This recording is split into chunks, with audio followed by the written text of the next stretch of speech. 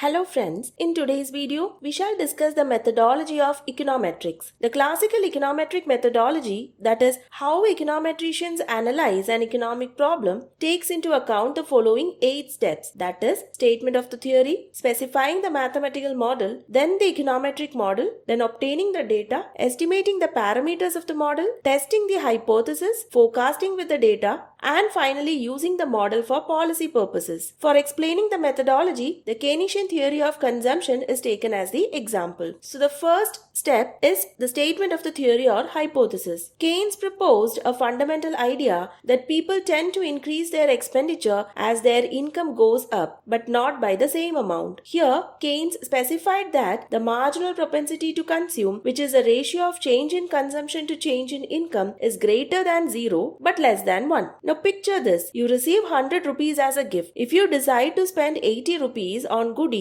and save 20 rupees, then your marginal propensity to consume or MPC is 0.8, meaning you spend 80% of any extra money you get. Now we have stated the theory. Next step is specification of the mathematical model of the theory. The Keynesian consumption function gives us a basic equation, that is y is equal to beta 1 plus beta 2x, where beta 2, which is the MPC, is less than 1 but greater than 0. Here, y is the consumption expenditure and is the dependent variable, x is the income and the independent variable, and beta 1 and beta 2 are the parameters, that is, the intercept and the slope coefficients respectively. The value of beta 1 represents the consumption expenditure when x, that is the income, is 0. The value of beta 2 is the marginal propensity to consume. So this equation shows a linear relationship between consumption and income and is an example of a mathematical model of the consumption function in economics. Since the present model has only one equation, it is called a single equation model. And if a model has more than one equation, it is known as a multiple equation model. Now we have specified the mathematical model. The next step is to specify the statistical or the econometric model. But hold on, the real world isn't as straightforward as the linear relation shown between income and consumption. Other factors like family size, age, religion also affects the consumption expenditure. That's where econometric model comes in, adding an error term denoted as U to consider these influences. So, an econometrician will modify the consumption function to incorporate the influence of these other variables in the function, which can be expressed as y is equal to beta 1 plus beta 2x plus u. U is also termed as a disturbance and is a random or a stochastic variable. In essence, U represents all those variables that affect consumption but are not explicitly considered in the model. In the diagram, the distance between the actual observation points and the corresponding point on the regression line shows the unexplained variability or the error term. This equation with the error term is an example of an econometric model, more specifically an example of a linear regression model. Now the next step is to obtain the data. For the data, the aggregate personal consumption expenditure, which is a dependent variable, and the gross domestic product, which is an independent variable, for the period 1981 to 1996, measured in billions of $1992 for the US economy, is taken and is plotted in the graph as shown here. The data is in 1992 prices, so it is measured in real terms. This data helps to estimate the numerical values of beta 1 and beta 2, which are the parameters, using regression analysis. The results give an equation like y hat is equal to minus 184.08 plus 0.7064 xi, where beta 1 is minus 184.08 and beta 2 is 0.7064. Y hat is an estimate, that is, a hat over a variable or a parameter indicates that it is an estimated value. Here we can see that the data points are very close to the regression line, which means that the data fits the model quite well.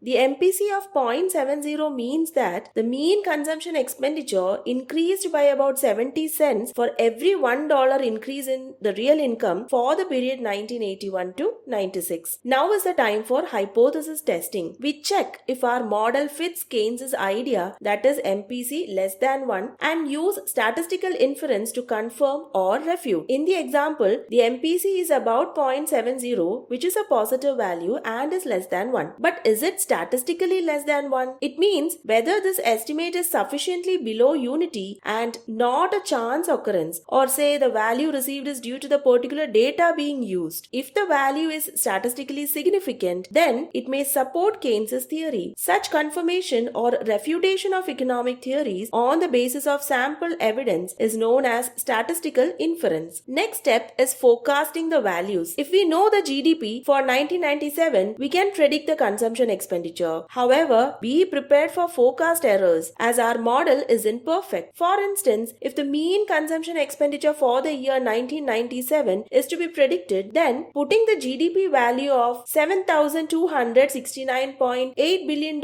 for the year 1997 on the place of X in the equation, we get Y hat for the year 1997 is equal to minus 184.08 plus 0.7064 multiplied by 7,269.8, which is $4,951.3167 billion as the estimated mean consumption expenditure for the year 97. However, the actual reported consumption expenditure for the year was $4,913.5 billion, which means that the estimated model over-predicted the actual consumption expenditure for the year, which is the forecast error, by about $37.82 billion.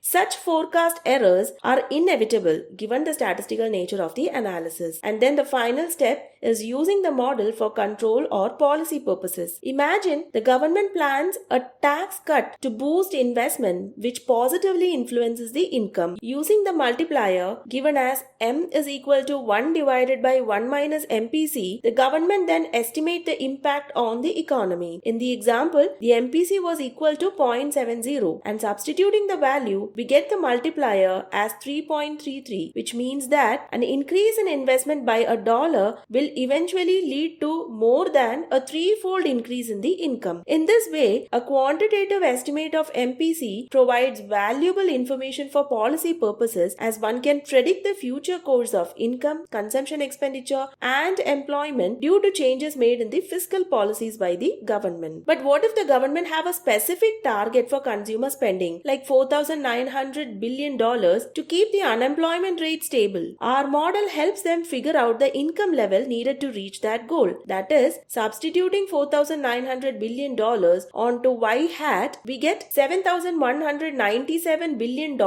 as X, which is the income. This indicates the government that an income level of $7,197 billion given an MPC of 0.70 will generate a consumer expenditure of about $4,900 billion.